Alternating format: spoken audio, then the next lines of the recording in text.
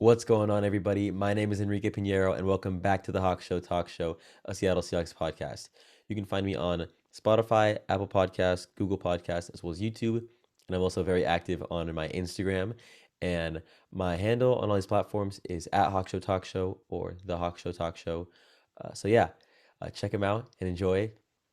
In today's episode, I'm going to be discussing the recent events with the Seahawks regarding the quarterback situation, whether it's Russell, whether it's Geno, uh, or whether it's someone else, which I'll get into in a sec. But yeah, just going over where do we go now regarding this Russell injury? Where do we go from here?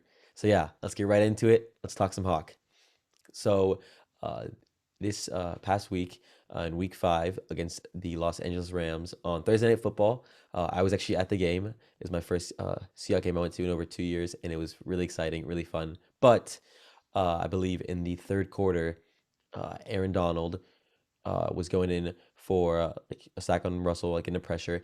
And as Russell was following through, Aaron Donald hit Russell's throwing hand, and he jammed the finger, and he jammed it so bad that he dislocated it. And if you saw it, Russell looked like, I can't do it with my hand. I'm trying to look in the screen to see if I can do it. Uh, but his middle finger was not straight. It was awful. So they pulled Russell out of the game, and you know, at first I was like, I don't know. I thought it was something minor. I remember we were all there watching, and I was like, yeah, not too big of a deal. I think Russell even played another drive. I'm not sure if he did. I don't quote me on this, but I think Russell might have played one more drive after the injury, like thinking he could play through it. Uh, but then like one or two drives later, we see the offense come out and Geno Smith's walking out there, and everyone's freaking out. And the original idea is we're screwed because like Russell has bailed us out of so many situations. We've learned to rely on him, which I'll get into later. That's a big thing I want to talk about. Uh, but Russell's like been our savior. He's been our whole team for I don't know how many years now. So without him, you're like, oh shit, like this game's over. We're done. And Geno Smith comes in. Yeah, Geno Smith, the guy who like the coin toss king, the one who doesn't do anything for us other than coin toss, comes out and absolutely kills it. I mean, what in the world? That was insane. So Geno comes out, and I think first drive goes 5 for 6 with a touchdown. Oh my God. It was really mind-boggling to me. It was amazing. And also, I'd like to put like Geno, I guess there was like low expectations, like really low because you've never like thought of Geno being that guy. Uh, in his life, maybe like early in his career when he got drafted in the first round by the Jets, uh, and he beat Bill Belichick as a rookie. But like never, especially now, like after I've seen Geno in preseason games or last year when we were really up, we were up a lot against the Jets and we put Geno in. I was just like, oh, he's meh. But he killed it against a great Rams defense. And I know maybe a rebuttal for that would be, oh, like the Rams spent their entire week game planning to go against Russell Wilson. Like they weren't ready for Geno Smith. It's still Geno Smith. I don't think you need to prepare too much for him. But here we are. Geno first drive, touchdown. Insane. 98-yard drive. I promise you, there's no way in the world if Russell's in that drive, we score. I don't even think we get in the field goal range of that drive. I'll talk about that in a sec. Second drive, Geno, great drive, gets a field goal, and honestly, should have been a touchdown if Tyler Lockett catches that, like, I wouldn't call it a fade, but like uh right side of the end zone to Lockett. He should have caught that. I know it's a hard catch, but still, he should have caught that. So it's a field goal. And then Geno's last drive, I know it wasn't the best read. Like I know Homer was open for the dump off, but Lockett, that's a good enough read, and Lockett flops. And I'm not gonna get mad at Tyler for that. Like because he was gonna go down no matter what. Like he tripped, and it's not his own. Like, well, it's his fault. Like I'm not gonna get mad at someone for tripping. Uh, Especially someone I love like Tyler Lockett. So there's some bias there from me. But if Tyler Lockett doesn't fall, that's a at least a contested catch that Tyler Lockett can either catch or have it be incomplete. It's not going to be a pick, so I don't blame Geno for that. And then in the end, we lose the game, right? So where do we go from here? Everyone's like, is Russell going to be back next week? No. Yesterday it came out Russell's out for 6 to 8 weeks after getting surgery. Uh, and first, I want to say I'm really like I feel bad. That sucks for Russell. He had the super long streak of like never missing a start. I know he's missed snaps. I know against the Niners and like 2016 season, like Trevon Boykin played a little bit, I believe. But he's like Russell's started every game of his career for what, 10 years? Uh, nah, I don't 9 or 10 years, I forget. But uh, I think there's a huge silver lining team wise because yeah, not for Russell, that sucks for him. But let's talk about it. So last season, weeks 1 through 5, the 2020 season, COVID year, Russell absolutely killed it. He's the MVP, and he does that at the beginning of a lot of seasons where he kills it, and then he tones it down. But last year, Russell, weeks 1 through 5, ending with that Vikings Monday Night Football game in the green tops and blue bottoms, Russell was amazing. He's literally a god. He's bailing us out of games. It was crazy, incredible. Like the Patriots game, the Cowboys game, and the Vikings game specifically, he's played out of his mind. Then that week 6 game, the Sunday Night Football against the Cardinals, Russell, we didn't lose because of him, but he played really bad. It was a game where DK chased down Buddha. That Buddha pick with the 3 yard line, and Russell like throws a lofty pass to Carson, gets picked. Should have been a pick six, but DK's that good. Then later him and DK miscommunicate, and throws a pick to Pat Pete. And then in OT, Russell gets a chance to win the game, uh, and he throws a pick to Isaiah Simmons. But the reason that game went into OT, I don't know if you guys remember, we were up 7 points, or no, we were up 3 points with the ball, 2 minutes left, and 1st and 10. They have 3 timeouts. We run it to Carlos Hyde. All right, second and I don't know something. We run it to Carlos Hyde. Third and something. We run it to Carlos Hyde, and then we punt. Then the Cardinals get the ball, kick a field goal, go to overtime, win in overtime.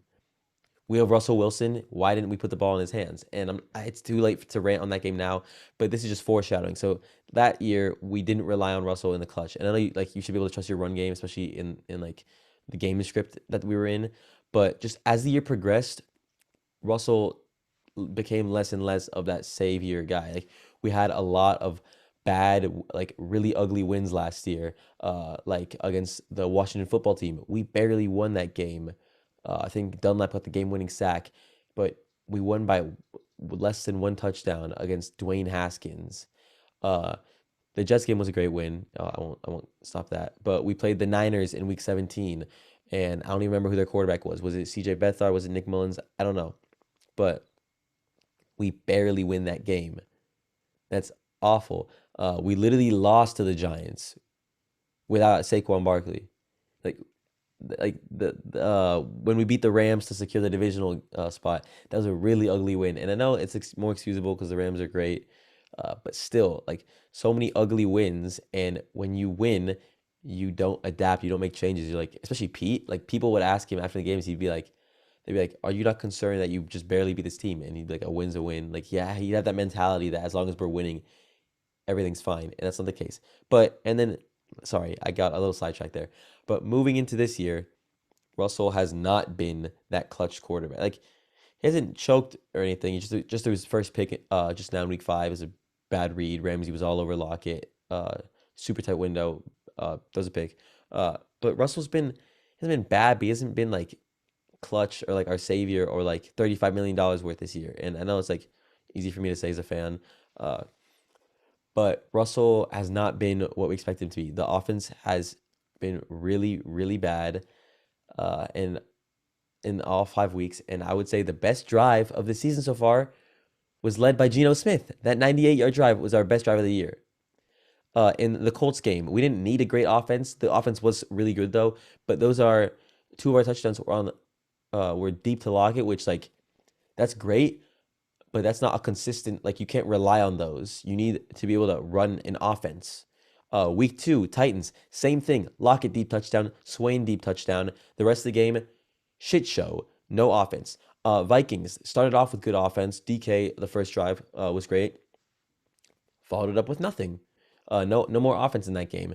Niners game, offense was good. So DK scored, Swain scored, Collins scored. Russell scrambled for one. That's proving me wrong. That was a good game of the offense. And then this past week, dude, I'm just gonna say it. Even before he got injured, Russell was playing like shit. Like Russell was bad. Geno was miles better than Russell was even before Russell got hurt. And this is gonna be the most important part of my of the episode today. From now on, just kind of my rant. Like, you realize we don't have an offense for most games. That Rams game, the first half, we were atrocious, and I know we should have had another touchdown that got called back from Dwayne Brown's holding. But let's say it's even that. 14-3. We have so many bad drives in that game. And just this season, it's incredible how many 3-and-outs we've had. And something that stuck out to me a lot in this past Rams game was first quarter, we get in field goal range. First and 10, we run the ball to Collins, I believe. This is our like I love Collins, but at the end of the day, he's our backup running back. Second down, we run it to Collins again. Third and 2, we run it to DJ Dallas, our like third or fourth stringer. I love DJ, but why? Fourth and 2, we're gonna go for it. Okay, who's he gonna go to? We have a $35 million quarterback. We have Tyler Lockett, who just got extended. We have DK Metcalf, the best receiver in the NFL, according to me. But no, seriously, top 10 receiver, DK, he's great. We run it to Alex Collins, our second string running back. You're telling me we have Russell Wilson and we completely just like don't use him. And that's first a complaint on the coaching, because I've questioned the coaching for years and people call me a fake fan for it. But I have said that Pete has done an awful job for the past couple of years. And that's a bit of it. But also like there has to be something with Russell there. Like, why did we rely on the run game more when Russell was in than we did when Geno was in? When Geno was in, we put the ball in Geno's hands and we trusted him, and it went well, except for at the end, obviously, but that's not his fault. With Russell, we rely on the run game so incredibly much, and it's unbelievable. Also, something I've like noticed this year is I feel like we don't even try on 3rd and 10s or the last play before half, because instead of throwing it like 10 yards and maybe a contested catch, maybe just like taking a shot, we dump it off to Homer, Travis Homer, every time. And I don't know if it's to just protect the stats for Russell, just like not risk a pick or like a batting completion for a passer rating, or I don't know what it is, but like why not just give it a shot? And with Geno, we it's more electric. I don't know how to explain it. And also a big factor for me, which is like unimportant, but I love to see it, is just the energy and excitement that this has the potential to bring to Seattle. And I know we all love Russell. Like 10 years, my entire career as a Seahawks fan has been Russell. But it's gonna be kind of nice just for a change for once, which like prayers up for Russell. That sucks that he got hurt, but I'm kind of excited. And I mean I'm really excited because whether it's Geno, whether it's someone else, uh, and even if we're not like as good as contenders anymore, like just how the Mariners had a good season. They knew they weren't going to win the World Series, but that season was so fun, and I think this has the potential to be that now. Uh, and if we get it together, we could still be major contenders. But just I feel like we've been in the same pattern of offense the past 10 years, and people have criticized it, and because we have Pete Carroll, no changes have been made. Nothing. I know we went from Bevel to Shoddy and now Waldron, but at the end of the day, the offense has been pretty similar every year. And it's been bad. And it's always been based around Russell and well, based around the run game and Russell. But now with like, why was the offense miles better with Geno? Like, Geno also Russell. Like, I don't know if it's like I know the O line is always bad, but I feel like he doesn't scramble as much anymore. Geno scrambles more. Why do we never run keepers with Russell, like or options, like just like utilize his speed? We utilized him more with Geno. Geno ran more than Russell did. Like, I just feel like this kind of opens our offense up to changes and just new opportunities, new directions, and I'm really excited. The only thing that I would say is while Geno was amazing on Thursday night, and being there, that made the game for me because when Russell's in, every drive's high expectations and a letdown, except for the touchdown ones. Uh, and it's just like, same old, same old. When Geno was in, that place was shaking, dude. It was insane. Like there's Geno chants going on. When Geno scored, the ground was shaking. It was godly. It was insane when Geno scored. People were freaking out. And it was so much fun. And people were like, we all put our faith in Geno. Like when Geno was running out there, the place was roaring. And the second Geno comes, like the huddle breaks up and they're getting set line, dead silent. Just so Geno can like get set. And he's making pre-snap adjustments. He looked cool, calm, and collected. He looked really, really good. And while I would like to say, whether it's 6 to 8 weeks, whether it's the rest of the season, that we can put our faith in Geno because he looked really, really good on Thursday night. The honest truth is that Geno has not been that good the rest of his career. He wasn't. I know he's in the Jets, so that's excusable, but he wasn't that good in the Jets. Last year against the Jets, when we were up a lot, we put Geno in, and Geno did not look good either. And then this past preseason, I know he had a backup O line and backup receivers in, but Geno looked like a deer in the headlights sometimes. He did not look like he was doing. I remember 2 years ago, I wanted Paxton Lynch to make the roster. And then this past year, I wanted Alex Magoo or McGuff. Magoo sounds funnier. To make the roster, and Geno made it both years. I'm not complaining. It's not too big of a deal. But now, like, Geno proved me wrong. He was insane. But just like I don't know if we can put our faith in that long term, and that's why I stand by it. I think the Seahawks should at least like try it out, make the call for Super Cam. I'm saying it. He's not in a team. He's obviously the best free agent quarterback on the market by a long shot. And while he wasn't really that good last year, he was pretty bad, like 8 passing touchdowns, 10 rushing, I believe. I think it's worth a shot because while Cam was buns last year, that offense was buns. His weapons were Jacoby Myers, Edelman, who was injured for most of the season, and Ryan Izzo, and his run game was Damian Harris. So you put Cam with DK, with Lockett, with Chris Carson, like I think it has a lot of potential. I'm not saying Cam's gonna be MVP like he was in 2015.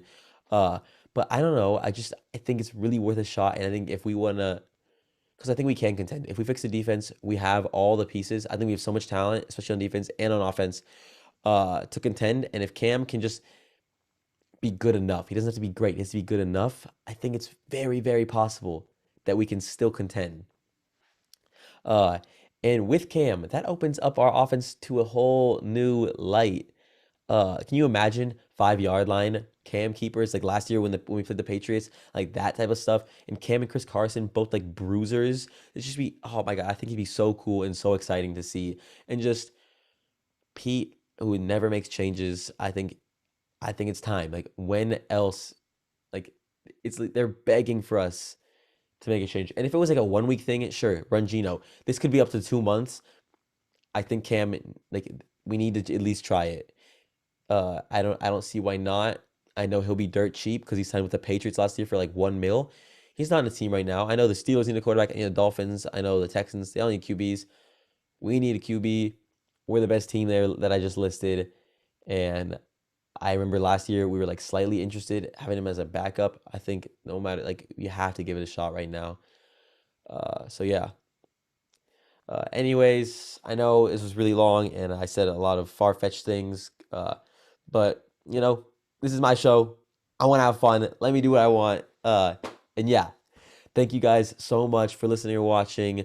We'll see what happens. We got a long, like 10-day week until the next game. So yeah, get Geno prepped. Make the call for Cam, please. I'm begging you, Pete and John. Like, oh, and even if we have both of them, give them both a shot. That's okay. Uh, but yeah, the next couple of games are winnable. Steelers, Saints, Jags, and whether it's Cam or Geno, I think we can do it. If I'm not gonna swear, but if Ken Norton and Pete get their shit together, we can do it. All right, that's gonna be in the next episode. Go watch that in a sec. Talk about the 5 week recap of the shit show that is the LOB 2.0. But anyways, thank you guys so much. Have a nice day. Go Hawks. Peace.